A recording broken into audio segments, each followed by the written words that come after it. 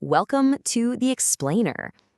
Long before a pregnancy test can give you that definitive answer, your body, well, it often sends out these little secret signals, these quiet whispers that hint at a whole new journey beginning.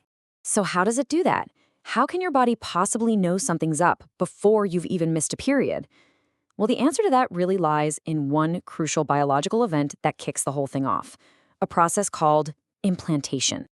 Okay, so before we can really get into what those signals are, we've got to understand the thing that actually triggers them. So let's get crystal clear on what implantation actually is. This right here, this is the moment. It's when a fertilized egg, which is now an embryo, snuggles into the inner wall of the uterus. This is the official starting line. It's the moment the body gets the memo and really starts to change in response. And it is truly a remarkable journey. First, you have fertilization. An egg meets a sperm. Simple enough. Then, that brand new embryo has to travel all the way down the fallopian tube. And finally, the big moment, attachment, where it embeds itself right into the uterine wall. That final step is what sets the stage for everything to come. All right, let's talk about the very first physical clues you might actually notice. And these are often so subtle, it's incredibly easy to just brush them off as nothing, but they can be very, very telling.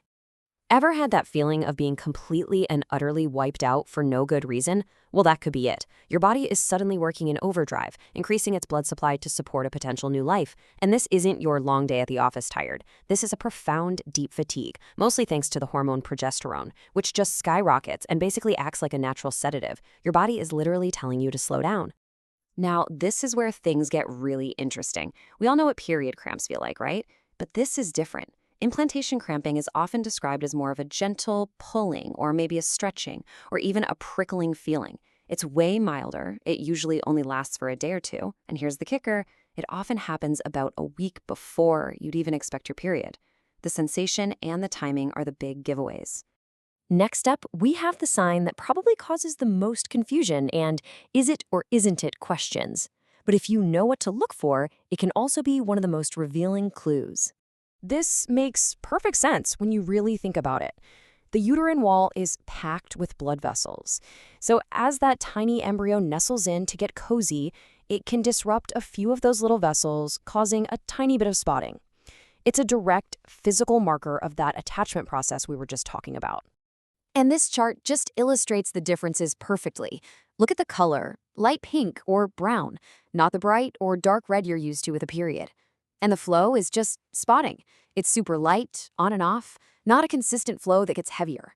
And duration, 1 or 2 days max, versus the 3 to 7 days of a period. This right here is your guide for telling them apart.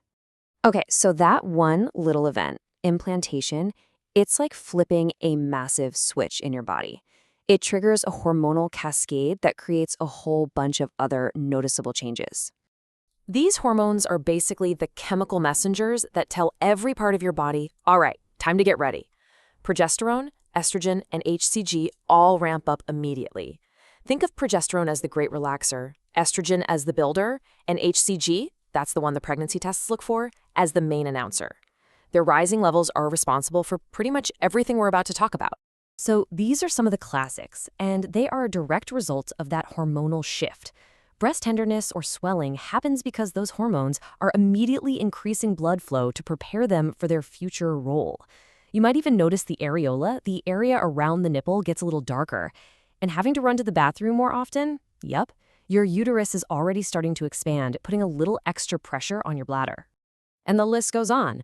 That bloating feeling, you can thank progesterone for that, as it relaxes your digestive tract muscles, slowing everything down. Nausea or morning sickness can be triggered by that rapid rise in HCG. And yep, mood swings and even a weird metallic taste in your mouth are all tied to this powerful hormonal cocktail. So if you're feeling a few of these things, it's not random. It's all interconnected. Okay, so you've learned to spot these potential signals your body might be sending. Now what? What's the clear, logical next step on this journey?